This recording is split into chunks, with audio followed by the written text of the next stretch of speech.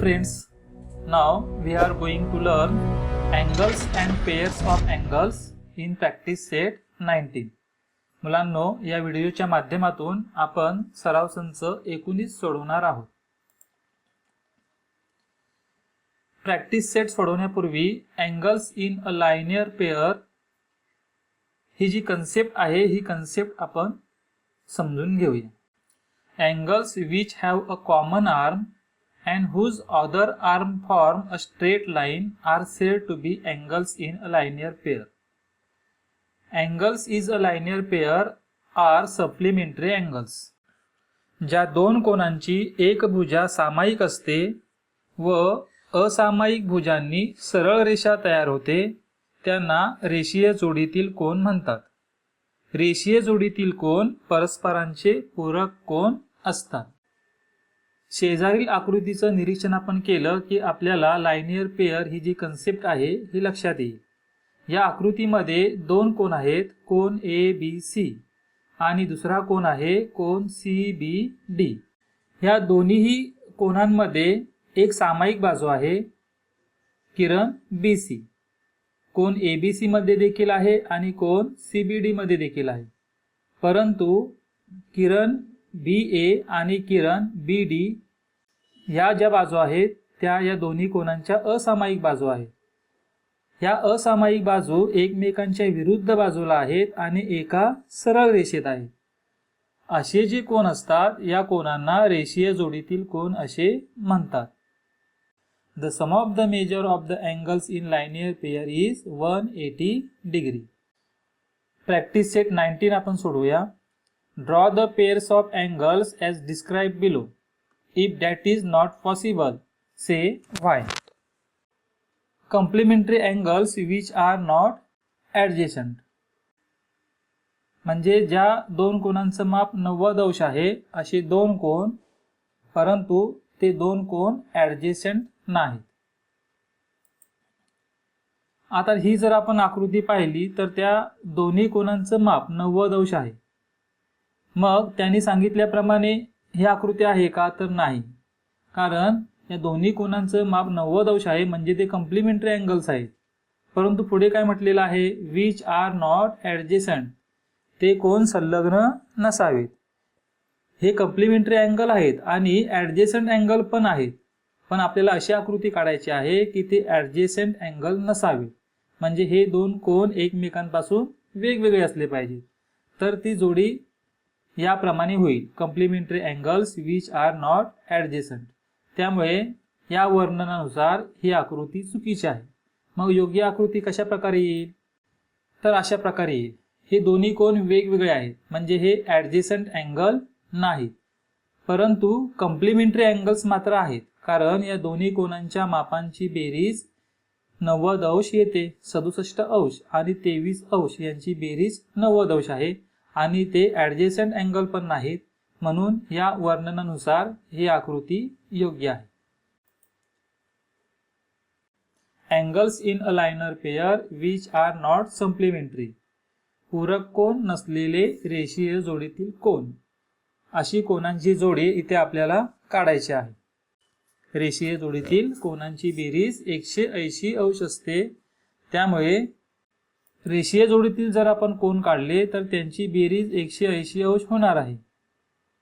आणि 180 अंश जर बेरीज झाली तर ते दोन्ही कोन पूरक कोन हे असतात.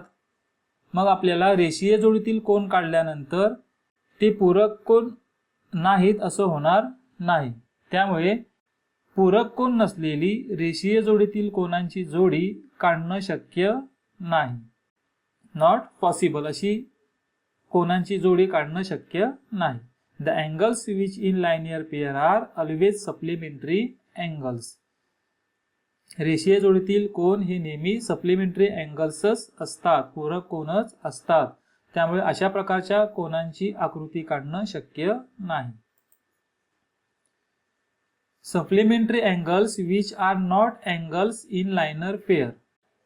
अशा दोन कोन आपल्याला काढायचे आहेत की ते सप्लिमेंटरी अँगल आहेत, म्हणजे ते पूरक कोन आहेत, परंतु ते लाइनियर पेअर मात्र नाही.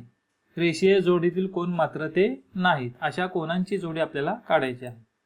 अशी जर आपण आकृती काढली तर ही आकृती येथे चुकीची ठरते, कारण हे दोन्ही कोन सप्लिमेंटरी अँगल आहेत. म्हणजे या दोन कोनांच्या मापांची बेरीज 180 अंश आहे. पण आपल्याला अशी जोडी हवी आहे which are not angles in linear pair. हे दोन्ही कोन रेषीय जोडीतील कोन नसावे आणि पूरक कोन मात्र असावे. हे पूरक कोन आहेत आणि रेषीय जोडीतील कोन पण आहेत. त्यामुळे ही आकृती येथे योग्य नाही. मग आपल्याला आकृती कशा प्रकारे काढता येईल? तर दोन वेगवेगळे कोन असे काढावे लागतील. बघा, आता हे दोन्ही कोन एका रेषेवर नाहीत, परंतु या दोन कोनांच्या मापांची बेरीज मात्र 180 अंश येते. मग हे सप्लिमेंटरी अँगल्स पण होतात आणि हे रेषीय जोडीतील कोन देखील नाहीत. त्यामुळे या वर्णनानुसार ही आकृती जी आहे ती योग्य आकृती आहे. Adjacent angle which are not in linear pair. Adjacent angle आपल्याला काढायचे आहेत, परंतु ते असे काढायचे आहेत की ते रेषीय जोडीतील कोन नसावेत. पुन्हा आपण ही आकृती पाहूया. हे ॲडजेसंट अँगल आहेत. वरती दिल्याप्रमाणे हे ॲडजेसंट अँगल आहे, परंतु पुढे काय म्हटलेलं आहे? Which are not in a linear pair. ते रेषीय जोडीतील नसावे. ॲडजेसंट अँगल म्हणजे काय? दोन्ही कोन एकमेकांना जोडलेले आहेत, त्यांची एक बाजू सामायिक आहे, त्यांना आपण ॲडजेसंट अँगल म्हणतो. मग हे ॲडजेसंट अँगल आहे, परंतु ते लायनियर पेअर मध्ये नसावे. हे जे आपण दोन कोन घेतलेले आहेत ते ॲडजेसंट अँगल घेतले आणि लायनियर पेअर मधले देखील घेतले, पण तसे ते नकोय, म्हणून ही आकृती येथे चुकीची आहे. आता ही जर आकृती आपण पाहिली तर हे ॲडजेसंट अँगल आहेत. दोन्ही जे कोन आहेत ते ॲडजेसंट अँगल आहेत आणि ते लायनियर पेअर मध्ये नाहीत, एका सरळ रेषेमध्ये नाहीत. त्यामुळे या वर्णनानुसार ही आकृती योग्य आकृती आहे. Angles which are neither complementary nor adjacent. अशा कोनांची जोडी आपल्याला काढायची आहे की ते अँगल कॉम्प्लिमेंटरी अँगल ही नसावेत आणि ॲडजेसंट अँगल ही नसावेत. दिलेल्या वर्णनानुसार ही आकृती काढलेली आहे. हे दोन्ही कोन कॉम्प्लिमेंटरी अँगल नाहीत, कारण त्यांची बेरीज 90 अंश येत नाही. कॉम्प्लिमेंटरी अँगल्स मधील कोनांच्या मापांची बेरीज 90 अंश असते आणि इथे बेरीज येते 180. नॉर ॲडजेसंट.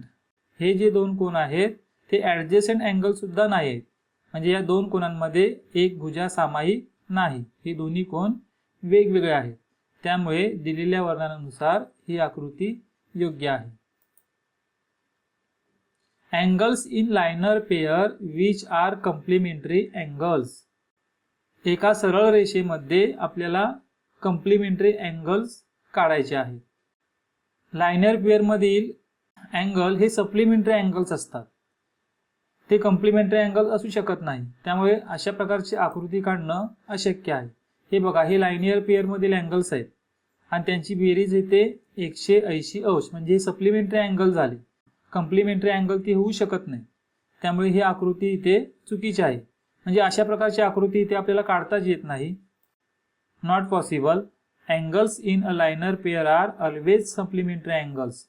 लायनर पेअर मधील कोन हे नेहमी सप्लिमेंटरी अँगल्स असतात, त्यामुळे ते कॉम्प्लिमेंटरी अँगल असू शकत नाहीत. त्यामुळे या वर्णनानुसार आपल्याला इथे आकृती काढता येत नाही.